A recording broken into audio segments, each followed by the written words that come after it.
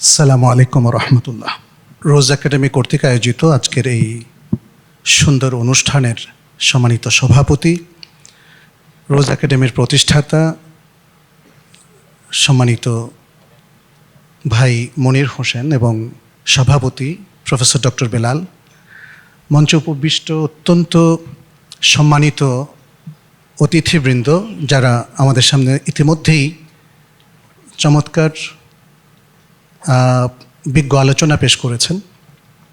আমি খুবই অসুস্থ থাকা সত্ত্বেও আজকে আসলাম এমন একটা সুন্দর অনুষ্ঠানকে উপেক্ষা করতে না পেরে আপনাদের সাথেও কিছুটা পরিচিত হওয়ার জন্যে আর ছোট্ট একটা আহ্বান জানানোর জন্যে।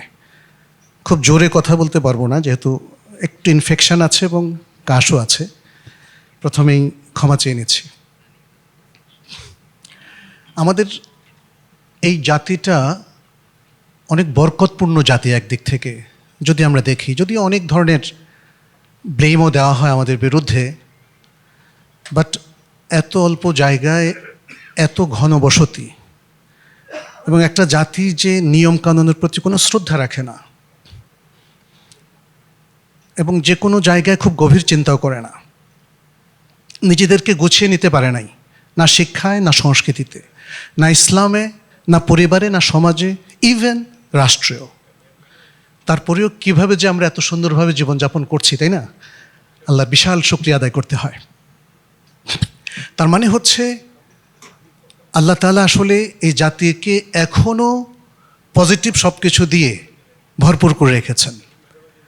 এখনও যদি ঘুম থেকে আমরা উঠতে পারি, এখনও যদি দায়িত্বশীল হতে পারি, সেন্স অফ রেসপন্সিবিলিটি এস্টাবলিশ করতে পারি এবং সচেতন হতে পারি, সম্ভবত শেষ সুযোগটুকু আমাদের জন্য অপেক্ষা করছে।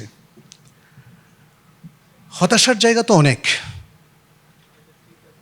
আমরা যদি আমাদের এডুকেশন সিস্টেমটা দেখি, যে পৃথিবীতে সবচেয়ে দুর্বল এডুকেশন সিস্টেম আমাদের centre of excellence, academic excellence কোন শিক্ষা প্রতিষ্ঠানকে বলবেন, কোন স্কুলটাকে বলবেন, কোন মাদ্রাসাটাকে বলবেন, কোন ইউনিভার্সিটিটাকে বলবেন, এটা নিয়ে অনেক চিন্তা করেও হয়তো কোনো সিদ্ধান্তে আসতে পারবেন না। আমাদের জ্ঞানগত কম্পিটেন্সির দিকেও যদি আমরা দেখি, কোনো দিক থেকে তো উঠতে পারিনি আমরা। বাংলাদেশের বিশ্ববিখ্যাত একজন ইসলামিক স্কলারের নাম বলেন, আমাদেরকে সবাই উল্লেখ করে স্কলার, আসলে আমরা স্কলার না, we are still student of knowledge. এভাবেই আমাদের কনসিডার করা উচিত। এখনও অনেক কিছু শেখা বাকি, আমাদের অনেক এক্সপিরিয়েন্স বাকি। আমরা বিশ্বের সামনে নিজেদেরকে মেলে ধরতে পারি নাই এবং আমাদের থেকে বিশ্ব কী নিয়েছে বলেন তো? তাতে বোঝা গেল যে এই জায়গাতেও বিশাল একটা অভাব আছে। জাতীয় ব্যক্তিত্ব পাচ্ছি না, না রিলিজিয়াস ক্ষেত্রে সবাই যাকে মানে, জাতি যার দিকে হয়তো মুখিয়ে থাকবে যে তিনি কি বলেন তার কথাটা আমরা সবাই মেনে নেব, এমন কোনো ব্যক্তিত্ব গড়ে ওঠে নাই। শিক্ষাবিদ, ইভেন ডক্টর মোহাম্মদ শহীদুল্লাহর মতো একজন শিক্ষাবিদও কি আছে এখন? প্রশাসনিক কর্মকর্তা যদি বলি, জাতীয় রাজনীতিতে জাতীয় সেই রাজনীতিবিদ কোথায় যাকে আমরা জাতীয় মুরব্বী হিসাবে, জাতীয় নেতা হিসাবে সবাই গ্রহণ করতে পারি? এটা কি আমাদের দুর্ভিক্ষ নয়, খরা নয়, তাই না? তাহলে বোঝা গেছে যে আমাদের গোড়ায় গলদ আছে, আমাদের ডায়াগনোসিসের সমস্যা আছে, আমরা সিস্টেম ডেভেলপ করতে পারি নাই, এডুকেশনাল এক্সিলেন্সি আমাদের একদমই নাই, আমাদের রিসার্চ ওরিয়েন্টেশন নাই। বিচ্ছিন্নভাবে অনেক ভালো ভালো গবেষক আছে, আর বাঙালি মেধার কথা যদি বলেন, এটা পৃথিবী বিখ্যাত। এই উপমহাদেশের মেধাবীদেরকে বলা হয় আদকিয়া উল আলম, the meritorious of the world. এটা সারা বিশ্বে সবাই জানে। বাট আমরা যখন দেশের বাইরে যাই, তখন দেশের ভেতরে মেধাগুলো করাপশনের মধ্যে ভরা, তাই না? আমাদের এরকম যদি আরও কিছু আমি বলি, ভদ্রতার অভাব, শালীনতার অভাব, টলারেন্স, সহনশীলতার অভাব। একটা রাজনৈতিক পার্টি আরেকটা রাজনৈতিক পার্টির প্রতি কতটা ইনটলারেন্ট, তাই না? আলিমরাও একজন আরেকজনের প্রতি দেখবেন অনেক ক্ষেত্রে খুবই ইনটলারেন্ট। প্রফেশনালরা আমরা দেখেছি, ইভেন মেডিকেল কলেজগুলোতে সাচিপের সময়ও দেখেছি, তাই না? মানে প্রত্যেক প্রফেশনালরা পুলিশ বিভাগও একসময় দেখেছে যে, তাই না, মানুষকে আয়নাঘর তৈরি করে কীভাবে করা হতো। মানে একটা জাতি কালচারালি কতটা অধপতিত হলে এটা হতে পারে। শত্রু তো সব দেশে আছে, এক অন্যের শত্রু, বাট অন্যায়ের তো একটা লিমিট আছে, তাই না? অধপতদেরও তো একটা লিমিট আছে। বাংলাদেশে মনে হয় সব কিছু লিমিট ছাড়া। একটা জাতির এত বারাকাপূর্ণ রিসোর্সের পরেও এত অধপতনে কেন গেল, সে ডায়াগনোসিসটা কি আদৌ কেউ করেন? আমার মনে হচ্ছে কেউ করেন না। আমাদের দেশে সেরকম কোনো থিঙ্ক ট্যাঙ্কও দেখতে পাচ্ছি না। রিসার্চ অর্গানাইজেশনগুলো এগুলো ফান্ড ইউজ করার জন্য রিসার্চ করে, এবং ফান্ড ফাইন্ডিংসগুলো জাতির মধ্যে ডিসবার্স করে না। যে কোনো ফাইন্ডিংস দেখবেন যে আমরা তো কখনো বুয়েটের ফাইন্ডিংস থেকে ঢাকা কিংবা চট্টগ্রামের ট্রাফিক জ্যামটাকে দূরীভূত হতে দেখি না। আমরা তো এডুকেশনাল রিসার্চগুলো থেকে আমাদের চমৎকার এডুকেশনাল কারিকুলাম দেখি না। আপনারা কি জানেন বাংলাদেশে ইসলামিক এডুকেশনের কোনো কারিকুলাম কোনো কালেও ছিল না, এখনও নাই। ইসলামের এডুকেশন নিয়ে আমরা সবাই খুবই আগ্রহী, কিন্তু ইসলামিক এডুকেশনের রূপরেখাটা কি? আমরা আরবি ইসলামী বিশ্ববিদ্যালয়ে বসলাম মাদ্রাসা কারিকুলাম নিয়ে, হতবাক হয়ে গেলাম কি হয়েছে গত 15 বছরে বা 2 যুগ 3 যুগ ধরে। আমাদের সম্মানিত ভাইস চ্যান্সেলর মহোদয় আছেন, আমরা হতবাক হচ্ছি কেন এই জাতি কাজ করে না, কেন কাজ করতে পারে না। কাজ করতে পারে না এটা আমি বিশ্বাস করি না, কারণ ক্যাপাসিটি আছে, মেধা আছে, যোগ্যতা আছে। তাহলে কিসের অভাব? আমার মনে হয় এগুলো আজকে ডায়াগনোসিস হওয়া দরকার। আমাদের সবচেয়ে বড় করাপশনটা হচ্ছে রাজনৈতিক ক্ষেত্রে। রাজনৈতিক লিডারশিপ উঠে আসে নাই। বেশ কয়েক যুগ ধরে তো মহিলা শাসন চলেছে, পুরুষরা সবাই ঘুমিয়ে গেছে, পুরুষদের মধ্যে কোনো লিডারশিপটা আমরা দেখতে পাচ্ছি না। এটা আমার অবজারভেশন, ভুলও হতে পারে, বাট সুবহানাল্লাহ, লিডারশিপটাকে কীভাবে মানে তৈরি করতে হয়, প্রডিউস করতে হয়, এটা আমাদের রাসূল সাল্লাল্লাহু আলাইহি ওয়াসাল্লাম দেখিয়ে দিয়েছেন। দেখেন নাই? মাত্র দেখেন প্রথম 13 বছর তো ইসলাম একটা রক্ষণাত্মক ভূমিকায় ছিল। লাস্ট 10 ইয়ার্সে পৃথিবীর সেরা লিডার তৈরি হয়ে গেছে। Religious leader, social leader, political leader, financial leader, economist. তখন চেম্বার অফ কমার্স ছিল না, বাট চেম্বার অফ কমার্সের যারা প্রধান ছিলেন দেখেন তাদের কয়েকজনের নাম বলি। ওসমান ইবনে আফফান রাদিয়াল্লাহু তাআলা আনহু, আব্দুর রহমান বিন আউফ। আজকে ক্যারিয়ার ওরিয়েন্টেড হলে আমরা অনেকে ভাবি যে এটা ঠিক না, আমি মনে করি ঠিক।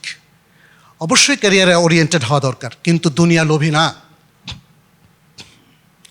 ওসমান ইবনে আফফান যদি ক্যারিয়ার ওরিয়েন্টেড না হতেন তাহলে কয়েক বিলিয়ন ডলার সমমূল্যের তিনি ইসলামের জন্য দান করতে পারতেন না। আমরা কদিন আগে আমি একটা আলোচনা করেছিলাম এবং তখন হিসেব করে দেখলাম সুবহানাল্লাহ, প্রায় $1 ট্রিলিয়ন কাছাকাছি পৌঁছে যায় ওনার অনুদান ইসলামের জন্যে। তাহলে ওনার এত টাকা ইনকাম করেছেন তার নিজের ডেভেলপমেন্টের জন্যে, নাকি উম্মার ডেভেলপমেন্টের জন্যে, নাকি দুনিয়াবাসী ডেভেলপমেন্টের জন্যে, নাকি মানবতার ডেভেলপমেন্টের জন্যে? তাই না? এই হলো ইসলামের প্রোডাক্ট। যারা টাকায় কামাই করবে, যোগ্যতার সাথে কাজ করবে, দুনিয়াও তারা অর্জন করবে, বাট দুনিয়ার উন্নয়ন, মানবতার জন্যে, উম্মার বেটারমেন্টের জন্য, ডেভেলপমেন্টের জন্য সবাকাতরে তারা দান করে দেবেন। আব্দুর রহমান বিন আউফ একই অবস্থা। এরকম আরও অসংখ্য উদাহরণ আছে। ওমর ইবনুল খাত্তাব রাদিয়াল্লাহু তাআলা আনহু দেখেন, জাস্টিস এবং পৃথিবীতে সবচেয়ে ন্যায়বান শাসকের উদাহরণ যে কী হতে পারে। আমাদের 4 খলিফা, বিশেষ করে আবু বকর এবং ওমর, তাদের প্রত্যেকটা ইভেন্ট সেই প্রমাণটা দিচ্ছে। গবেষণা নাই কেন আমাদের? ইসলামের ইতিহাস ঢাকা ইউনিভার্সিটির কয়েকজন টিচারের সাথে আমি অনেক আগে 2005 সালে আলোচনা করেছিলাম। বলেছিলাম যে এই যে আপনারা ওরিয়েন্টালিস্টদের বইগুলো পড়াচ্ছেন, ওরা তো আমাদের ইতিহাসকে বিকৃত করে দিয়েছে। ইসলামের ইতিহাসের অনেক শিক্ষক ছাত্র আমাকে বলছে এই সাবজেক্ট না পড়লেই ভালো করতাম। সমস্যা কি ভাই? আমি যখন জিজ্ঞেস করলাম, বলল যে কারণ সাহাবারা মারামারি করে এমন একটা ইতিহাস সৃষ্টি করেছেন আমার ভালো লাগে না। আপনি কি ইবনে তাইমিয়ার লেখা ইতিহাস পড়েছেন? ইসলামের ইতিহাস? আপনি কি ইবনু কাসিরের লেখা ইতিহাস পড়েছেন? ইমাম যাহাবির লেখা ইতিহাস পড়েছেন? আপনি তো আমার মূল রিসোর্সগুলো পড়েন নাই। ইমাম তবারি, ইবনুল আসিরের লেখা ইতিহাসগুলো পড়েন নাই। আর এই যে রিসোর্সগুলো, এগুলো বাংলা অনুবাদ হলো না কেন? কেন পিকে হিট্রি, উইলিয়াম শাক্ত, তারপর উইলিয়াম মৌর, জোসেফ শাক্ত, এরা পিকে হিট্রি, এরা ইসলামের প্রতি চরম বিদ্বেষী। আপনারা এদের লেখাগুলো পড়ে না, এগুলো সব ওপেন আছে। এদের ইতিহাস কেন মুসলিম সন্তানরা পড়বে? এই এই জিনিসগুলোকে ডায়াগনোসিস করবে কে? আজকে আমাদের সিলেবাস আপনি দেখেন, সোশ্যোলজি নিয়ে আপনারা কেউ কথা বলছেন না। সোশ্যোলজির যে বইগুলো ঢাকা ইউনিভার্সিটিতে পড়ানো হয়, এর প্রত্যেকটাতে বলা হচ্ছে ইসলাম ইজ ম্যানমেড। ইসলাম যদি ম্যানমেড হয়, কোরআনটা কি ম্যানমেড? তারা বলছে। রাসূলের রিসালাতের কোনো স্বীকৃতি এই সোশ্যোলজিস্টরা, আধুনিক সমাজবিজ্ঞানীরা দিচ্ছেন না, এবং আমাদের বাংলাদেশের সমাজবিজ্ঞানীরাও দিচ্ছে না। তাহলে আপনার সন্তানকে আপনি সোশ্যোলজি পড়াচ্ছেন কেন? আপনি তো ইসলামী ব্যক্তিত্ব, ঢাকা ইউনিভার্সিটিতে পড়াচ্ছেন। হয় সিলেবাস পাল্টান, কারিকুলাম পাল্টান, তা না হলে নপুংসক তৈরি হবে। মনে রাখবেন, আজকে আমাদের সন্তানদেরকে আমরা পাশ্চাত্যে পড়াচ্ছি এবং ফখর করছি। পাশ্চাত্য থেকে ওরা তো ব্রেন ওয়াশড হয়ে আসছে। আমি নিজে আমেরিকা, কানাডার বহু ইউনিভার্সিটিতে এবং ইউরোপের অনেকগুলো ইউনিভার্সিটিতে গিয়েছি। এক সময় আমার স্বপ্ন ছিল যে ওয়েস্টার্ন কোনো ইউনিভার্সিটিতে ভিজিটিং প্রফেসর হিসেবে কাজ করা। কিন্তু ওয়াল্লাহি যখন এগুলো ভিজিট করেছি, তখন আমি তওবা করেছি। আমি বলছি, নো, আমি যাব না। কারণ ইসলামিক স্টাডিজ এবং অ্যারাবিক স্টাডিজের টিচাররা সব হয় কাদিয়ানি, নয় শিয়া, নয় আগাখানি, নয় এরকম বিভ্রান্ত ফেরকার মানুষ। আমি একজন সঠিক চিন্তার লোকও পাই নাই। এবং আপনারা কি জানেন এরা কি লিখেছে? এদের মধ্যে সবচেয়ে ভালো মানুষটাও ইসলামের হুদুদ আইনকে অস্বীকার করে এখন। ডক্টর হাশেম কামালি, তার উসুল ফিকার লেখা বইটা এত সুন্দর, বাট স্টিল আমি তার দেখলাম যে উনি ইসলামের হুদুদ আইনগুলোকে বলেন যে ইট ইজ চেঞ্জেবল। অথচ এটা কোরআনের নির্দেশ, যেটা চেঞ্জ করার কোনো অধিকার আল্লাহ ছাড়ার কারণে। এটা হচ্ছে ইতিহাস। তাহলে আমরা যতই সুন্দর সুন্দর কথা বলি না কেন, আপনাকে ডায়াগনোসিস করতে হবে রুট লেভেলের প্রবলেমগুলো, আসল প্রবলেমগুলো। একজন ডাক্তার, এখানে অনেক ডাক্তারও আছেন, আপনারা জানেন যে সঠিক ডায়াগনোসিস না করলে আসলে আমরা সঠিক কজটা বের করতে পারবো না। আর ওই ট্রিটমেন্টটা, ওই জায়গাটা রিপেয়ার না করে আপনি যতই রিসার্চ করেন, যতই কর্মপন্থা নেন, ভুল পলিসি, ভুল স্ট্র্যাটেজি চলে আসবে, এবং এটা আমাদেরকে কাঙ্ক্ষিত লক্ষ্যে কখনোই পৌঁছাবে না। আমি মনে করি যে, আমি খুব সংক্ষেপ করছি, আমি মনে করি আমাদের যে দিকগুলোতে প্রায়োরিটি বেস দেখা উচিত, সেটা হচ্ছে একাডেমিক কারিকুলামটাকে স্টাবলিশ করা এবং ইসলামিক কারিকুলাম, ইভেন সেকুলার কারিকুলামের উপর আরও ব্যাপক কাজ করা। ইতিমধ্যে আপনারা দেখেছেন বাংলাদেশের এনসিটিভিতে রাহারা কি করেছে, এবং গত এক সপ্তাহ আগেও খবর হচ্ছে যারা পিওর সেকুলারিজমকে প্রতিষ্ঠিত করতে চায়, তারা গোপনে মিটিং করে আমাদের কারিকুলামকে আবারও নষ্ট করার একটা ষড়যন্ত্র করছে। এগুলোকে আপনি রোধ করবেন কি করে বলেন?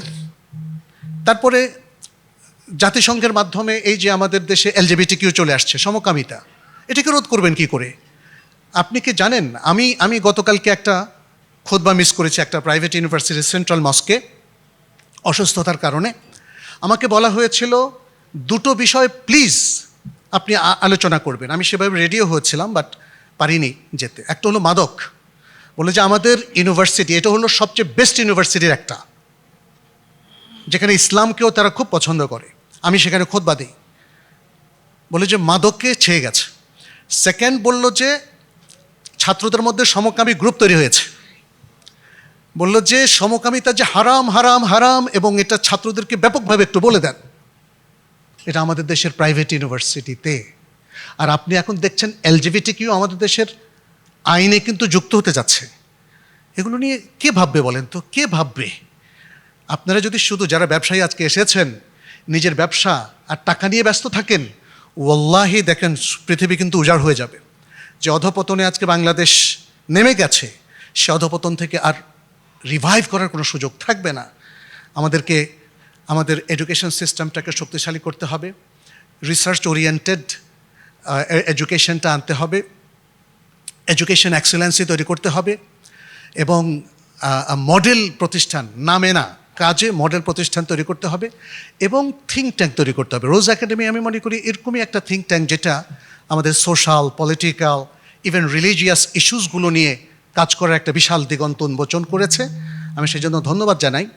আমি শুধু ছোট্ট একটা পরিসংখ্যান দিয়ে শেষ করবো। এখানে দেখেন, আল কোরআন গোটা উম্মাকে, আমরা তো জানি রিসার্চার তো আর সবাই হবে না, কিন্তু আল কোরআন গোটা উম্মাকে, মুসলিম উম্মাকে বলছে তোমাদের সবাইকে রিসার্চার হতে হবে। আল কোরআন যখন ইয়া উলিল আবসার বলে, ফাতাবিরু ইয়া উলিল আবসার, তখন কি শুধু আলেম সমাজকে অ্যাড্রেস করে, নাকি each and every individual of Muslim উম্মাকে অ্যাড্রেস করে? তাহলে বুঝতে হবে সবাইকে একটা সার্চিং মাইন্ড রাখতে হবে, একটা গবেষণামুখী চিন্তা রাখতে হবে। হঠাৎ করে যে কোনো কাজ করা যাবে না, যে কোনো ডিসিশন দেওয়া যাবে না। প্রত্যেকটা ইভেন্ট বাস্তবায়নের আগে আপনাকে জানতে হবে what is the ruling of Islam, what is the instruction of Islam, what is the guidance of Islam. যদি আমরা মুসলিম হয়ে থাকি, আপনি ডাক্তার হন, প্রশাসক হন, পুলিশ অফিসার হন, আপনি সেনাবাহিনীর অফিসার হন, কিংবা সৈনিক হন, আপনি শিক্ষক হন, আপনি যে কোনো পেশাজীবী হন না কেন, আপনি ব্যবসায়ী হন, আপনাকে ইসলামিক গাইডেন্স নিয়েই আপনাকে এগোতে হবে। এবং এই প্রসঙ্গে আমি আরেকটাও বলি, আমি বেশ কয়েকটা কোম্পানিতে ইসলামিক শরিয়া বেসড কনসালটেন্সিও করেছি। আপনাদের সবাইকে বলবো, আপনি আপনার ব্যবসা যে ইসলাম পন্থায় হচ্ছে এটা কীভাবে অ্যানশিওর হলেন, আপনার কিছু কনসালটেন্সি কিন্তু নিতে হবে।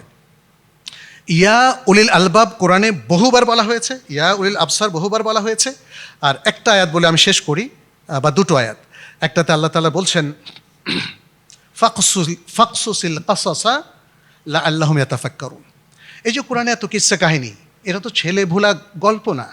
আল্লাহ বলছেন এই কাহিনীগুলো বলো যেন তারা চিন্তা গবেষণা করে।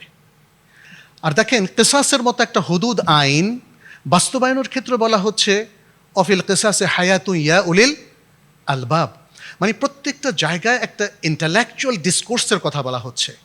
এই বুদ্ধিবৃত্তিক অ্যাপ্রোচ ছাড়া আসলে আমাদের পক্ষে আগানো সম্ভব নয়। রোজ একাডেমি, আমি আশা করছি যে একাডেমিক এবং এই ইন্টেলেকচুয়াল একটা প্ল্যাটফর্ম, যেটাকে আমাদের সকলেরই উচিত একটা পৃষ্ঠপোষকতা দেওয়া, এবং এখানে উম্মার জন্য নিডফুল যে রিসার্চ সেটা হওয়া উচিত। পলিসি স্ট্র্যাটেজি বের করার মতো কিছু এখানে স্টাডি হওয়া উচিত। এদেশে কিভাবে ভালো লিডার তৈরি হবে সে সম্পর্কিত রিসার্চ হওয়া দরকার, এবং এদেশের পলিটিক্সটাকে কিভাবে পজিটিভ অ্যাঙ্গেলে নেওয়া যাবে। আপনি জানেন ইতিমধ্যে আমাদের অনেক বড় বড় স্কলাররা ফতোয়া দিয়েছেন বাংলাদেশের পলিটিক্স করা হারাম, ইউটিউবে আছে, আমাদের অনেক বন্ধুবান্ধব বলেছেন।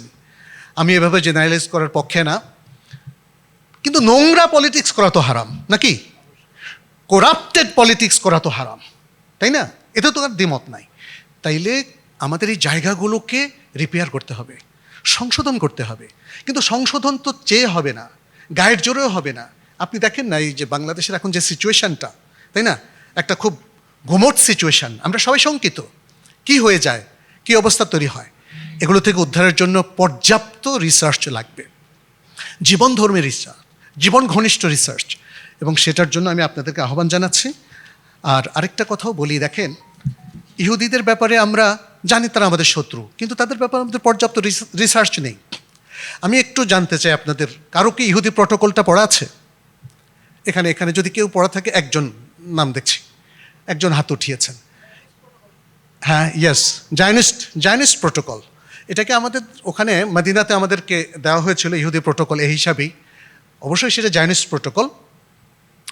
তাহলে তারা কি করছে এটা আমরা জানি না।